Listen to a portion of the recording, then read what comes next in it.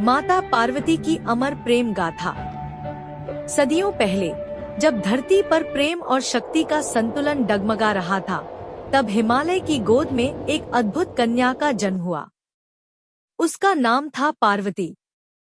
बचपन से ही पार्वती के हृदय में एक अनूठा प्रेम अंकुरित हो चुका था, महादेव शिव के लिए। वही शिव जो अपनी प्रिय सती के वियोग में गहरे ध्यान में लीन थे। सती पार्वती का ही पूर्व जन्म थी, दक्ष प्रजापति की पुत्री, जिसने शिव के अपमान के बाद खुद को भस्म कर लिया था। उस घटना ने ब्रह्मांड को हिला दिया था और शिव को अनंत शोक में डुबो दिया था।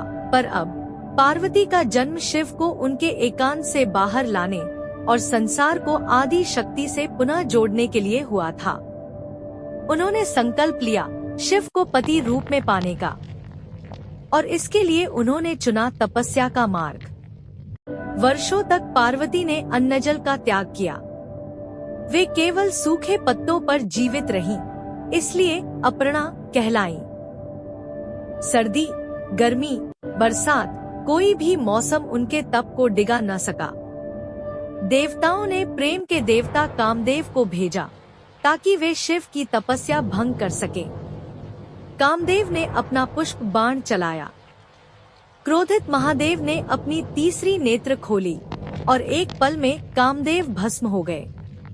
लेकिन पार्वती विचलित नहीं हुई, उनका प्रेम और अधिक दृढ़ हो गया। शिव ने पार्वती की परीक्षा लेने के लिए सप्तऋषियों को भेजा।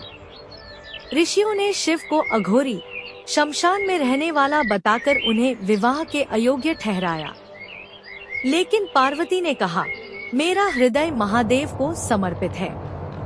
यदि वे मुझे स्वीकार नहीं करते तो भी मैं उन्हीं की रहूंगी। मेरा प्रेम शाश्वत है। पार्वती के अटूट विश्वास और प्रेम ने महादेव को पिघला दिया। अंततः स्वयं शिव एक साधारण भिक्षु के वेश में उनके सामने प्रकट हुए और उनसे विवाह का प्रस्ताव रखा। और फिर वो शुभ क्षण आया। शिव और पार्वती का विवाह हुआ, जिसने ब्रह्मांड में शक्ति और चेतना का अद्भुत संगम स्थापित किया। उनके प्रेम से कार्तिकेय और गणेश जैसे तेजस्वी पुत्रों का जन्म हुआ। माता पार्वती की यह कथा केवल एक विवाह की कहानी नहीं है।